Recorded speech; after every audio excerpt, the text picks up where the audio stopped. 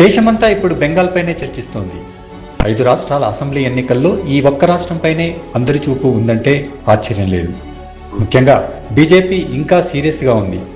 చివరకు ప్రధాని మోదీ, కేంద్ర హోంమంత్రి అమిత్ షాలు కూడా బెంగాల్ పైనే లెక్కలు వేస్తున్నారంటే పరిస్థితిని అర్థం చేసుకోవచ్చు.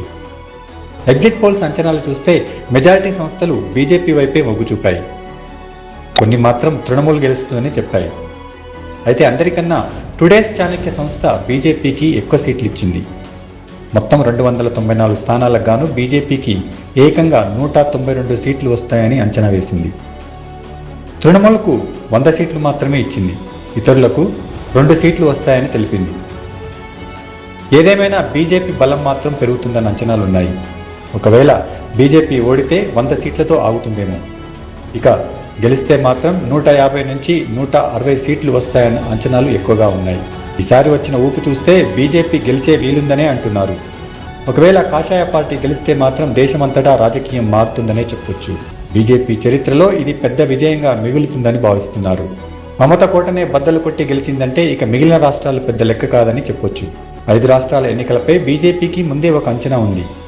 తమిళనాడు, కేరళలో తాము సొంతంగా ఎలాగో అధికారంలోకి రాలేమని ఆ పార్టీకి తెలుసు. కానీ బలపడడానికి ఓ ప్రయత్నం చేసింది.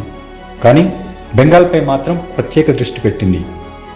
అక్కడ గెలవాలన్నదే టార్గెట్గా పెట్టుకుంది. చావో రేవో అన్నట్టుగా పోరాడింది.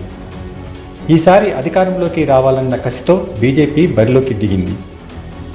గత ఏడాది బీహార్ అయితే ఈ ఏడాది బెంగాల్, ఇది బీజేపీ టార్గెట్. ఎందుకంటే ఇప్పుడు జరిగిన ఎన్నికల్లో బెంగాల్లోనే ఎక్కువ అసెంబ్లీ సీట్లున్నాయి.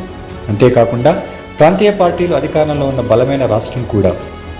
ఇక్కడ గెలిస్తే ఇక తాము అధికారంలో లేని రాష్ట్రంలో కూడా కాషాయ పార్టీకి ఊపొస్తుందని చెప్పొచ్చు.